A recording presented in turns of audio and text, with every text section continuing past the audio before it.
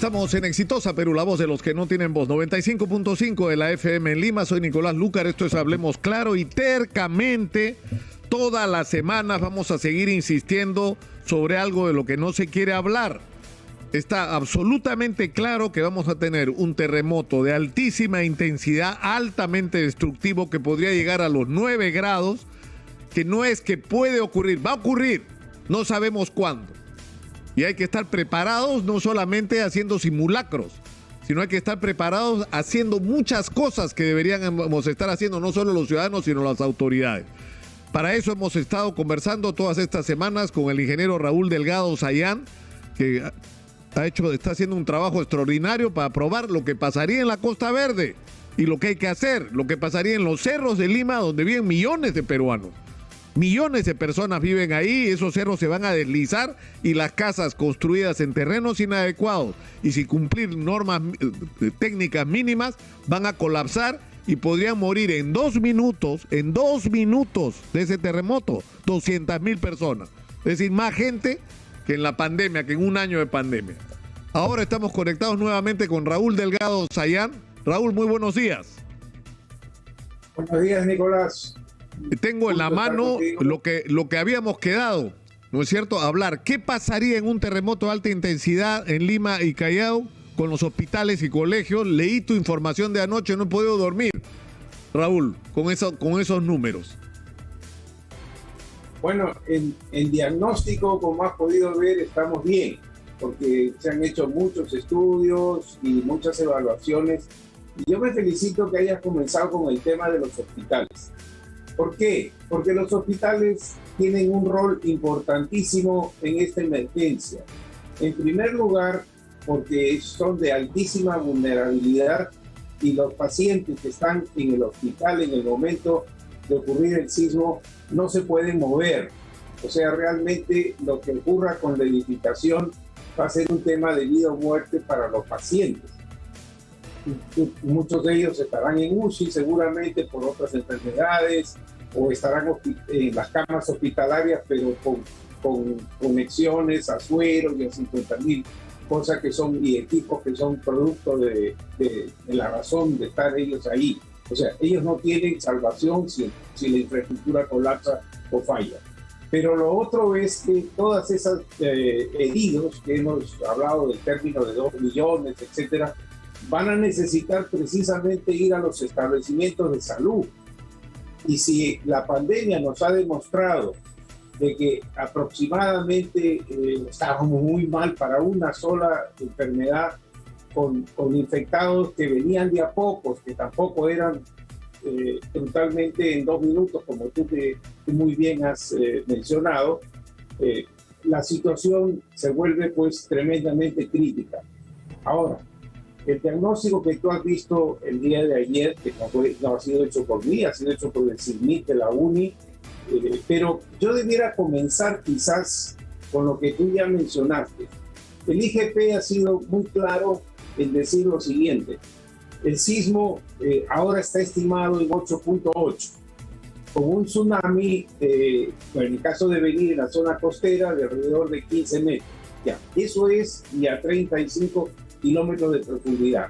Eso es lo que vamos a tener de todas maneras. Y eso tiene una actuación bien fuerte. Ahora, no voy a criticar tampoco el tema en sí de los hospitales y en general de las construcciones, porque ningún reglamento está preparado para un evento de esa magnitud. Ahora, la ingeniería sí puede hacer mucho para, sobre todo, que mejorar la capacidad resistente. Claro, la capacidad de no vas a poder evitar los daños, pero vas a poder aminorarlos si haces lo que hay que hacer. Pero es que yo quiero compartir esta información que tú has recogido del CISMIT de la UNE. El Hospital 2 de Mayo tiene 146 años de antigüedad de adobe. El Hospital Loaiza tiene 97 años. Y solo el 5.6% de sus edificaciones cumple con requerimientos estructurales mínimos. El Hospital San Bartolomé tiene 82 años y no tiene, o sea, no se ha regido por los estándares actuales que se exigen. Y puedo seguir, el Cayetano Heredia tiene ¿cuántos? 63 años. De la evaluación estructural se observa que el hospital no es seguro ante la acción de un sismo severo, ya que 3 de los 9 bloques, las distorsiones entre pisos sobrepasan las máximas recomendadas. Escúchame, esto es de locos. El hospital Sergio Bernales, 76 años de antigüedad. Todos los pabellones de 2 niveles no son seguros. El hospital Hipólito Unanue, 73 años de antigüedad, presentaría fisuras en los muros, ya que no cumple con el ITEM, etcétera, ¿no? A Casimiro Ulloa, el hospital de emergencia, que tiene, en realidad no es tan antiguo, tiene 65 años, pero la vulnerabilidad de edificios de la parte frontal es grave, muestran características de estructuración deficiente, etcétera, etcétera. O sea, vamos a tener un terremoto de alta intensidad, va a morir mucha gente, va a haber por lo menos 1 millón de personas que van a requerir atención y vamos a tener hospitales que se han venido abajo. Eso es lo que vamos a tener, Raúl, si no hacemos algo. Así es. Y cuando miras tú el tema hospitalario, no solamente tenemos que salvar la estructura hospitalaria por lo que tú muy bien has mencionado, sino el tema hospitalario tiene que hacer mucho con el equipamiento biomédico. O sea, si puedes tú tener infraestructura, pero si no tienes el equipamiento biomédico no puedes dar ninguna atención. Y vamos a tener, y tenemos realmente equipamiento biomédico sumamente costoso en el tema de imágenes, tomografías, resonancias magnéticas, y todo lo que te puedas imaginar, medicina nuclear, las diálisis, enfermos que necesitan dializarse para poder sobrevivir. Ahora, todo ese equipamiento está en hospitales y en centros que no tienen garantía de estabilidad en un sismo, ni siquiera grandote, hasta de sismos menores que pudieran ocurrir y que obviamente cuando tú piensas en inversiones en el hospital, sobre el 100% de la inversión, 2/3 partes es el hospital mismo, pero 1/3 parte es el equipamiento biomédico.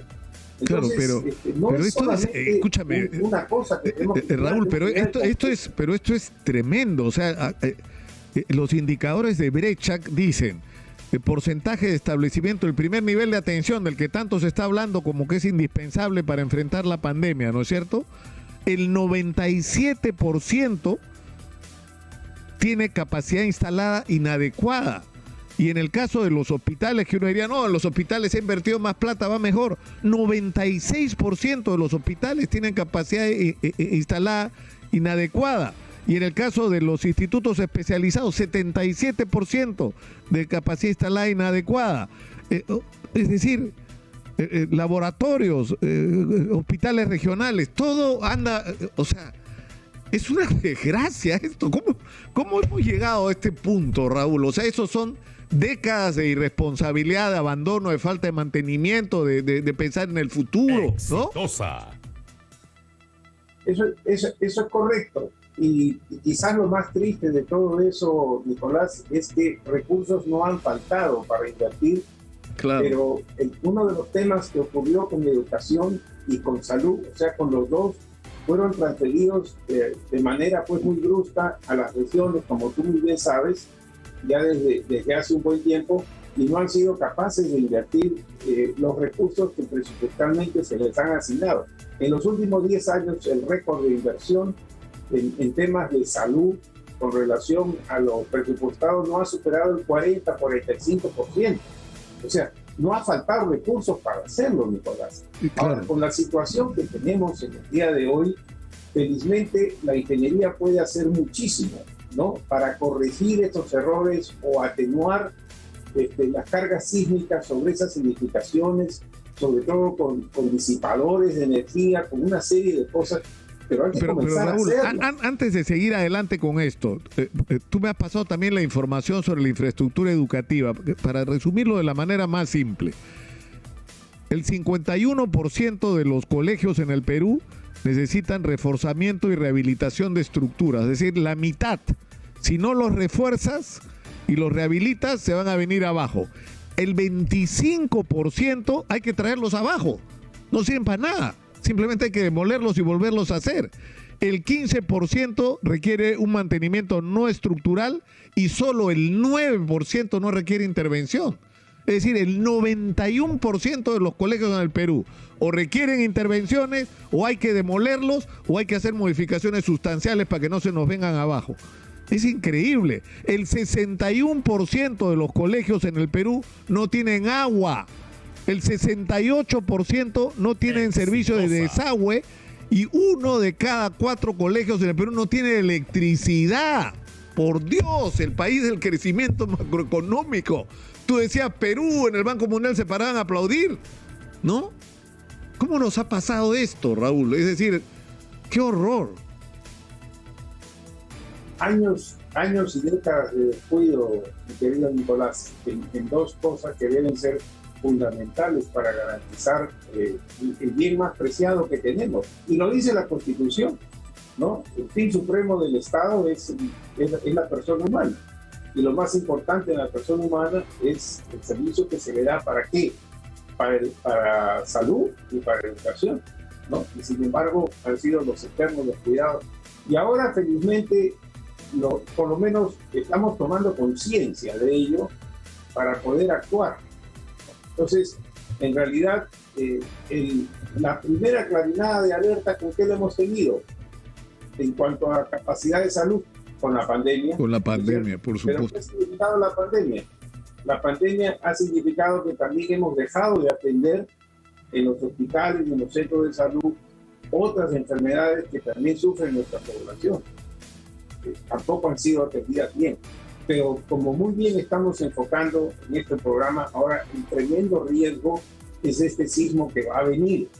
Hemos hecho simulacros, pero al día siguiente del simulacro simplemente leemos las cifras, como tú las has leído, porque esos datos que tú tienes vienen del estudio del sismil, pero también viene información del simulacro que es parecidísima al estudio de este Centro de Alta Especialización de la Universidad Nacional de Ingeniería, que son coincidentes en todo. Raúl, pero el día de pasado mañana del simulacro ya nos olvidamos. Raúl, tenemos que terminar por hoy, tenemos el compromiso de seguir todas las semanas con este tema, que en realidad si uno toma conciencia, estamos hablando de lo que hay que hacer ante la eventualidad de un terremoto de altísima intensidad en Lima y Callao. Y al discutir sobre esto, lo que está poniéndose sobre el tapete son los grandes problemas de nuestra sociedad. O sea, no podemos seguir viviendo con esta infraestructura de salud y educativa. Y todo lo que se haga en relación a reformas y nuevas construcciones tiene que incluir el factor de prepararnos para un terremoto de alta intensidad. Y yo creo que estás haciendo en ese sentido, no solo tú, ¿no? Pero tú eres el rostro de un montón de científicos, especialistas que están trabajando y que deberían ser escuchados y ponernos en acción de una vez. Muchas gracias, Raúl. Gracias, Nicolás. Y me quedé con lo puse en el Twitter, lo que me mandaste, de que gracias a Dios ha habido gente que se dedicó, jóvenes que se dedicaron a estudiar medicina, bioquímica, ¿no es cierto? Que es lo que nos permite enfrentar hoy la pandemia. ¿Qué va a ser de nuestro futuro cuando tengamos otra catástrofe mundial y lo único que tengamos sea youtubers, influencers y tiktokeros? Vamos muertos, ¿no? Vamos muertos y troles. Involucran a los ingenieros también. Por supuesto, y los ingenieros, ¿no? Es lo que hace falta. Hay que hacer un culto al estudio y al esfuerzo. Esos tienen que ser nuestros héroes. La gente que nos está salvando la vida ahora en la pandemia. Muchas gracias, Raúl. Un abrazo. Un abrazo. Qué barbaridad. Uno lee estas cifras y no puede creer el país en el que estamos, porque como dice Raúl, no ha sido falta de dinero, ¿eh? Porque plata ha habido. El problema es que o la mal usaron o se la robaron. Simplemente. Y los políticos de paso, apurados por ver qué cosas se pueden levantar, y se van hasta que viene el otro y lo reemplaza y hace lo mismo. Eso es lo que nos ha pasado década tras década, mientras los grandes problemas nacionales estaban pendientes de resolver.